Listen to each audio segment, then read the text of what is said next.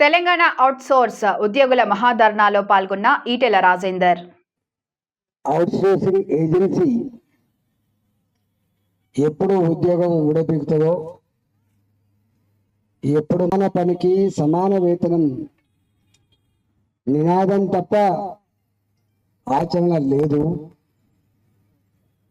మేమే ఇంత పెద్ద చదువుకొని ఏమన్నా మళ్ళీ పర్మనెంట్గా చేయకపోయినా లెక్చరర్స్, కాంట్రాక్ట్ లెక్చరర్స్ని ఎట్లయితే సమాన వేతనం ఇచ్చి ఉద్యోగ గ్యారంటీ ఇచ్చిందో అది రాకపోతుందా అని చెప్పి ఎదురు చూస్తున్నాను నేను. కానీ ఇవాళ 20 ఏళ్ళుగా, 25 ఏళ్ళుగా, 30 ఏళ్ళుగా పనిచేసే వాళ్ళు కూడా ఉన్నారు. ఒక సందర్భంలో ఆనాడు ముఖ్యమంత్రి, మొన్నటిదాకున్న ముఖ్యమంత్రి కూడా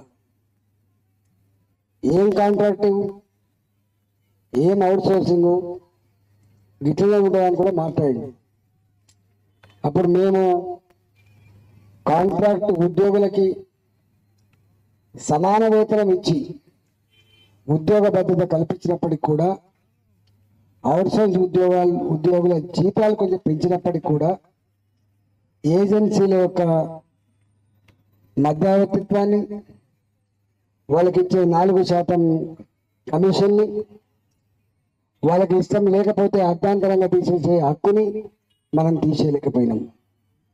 ఇప్పటికీ అది కొనసాగుతుంది.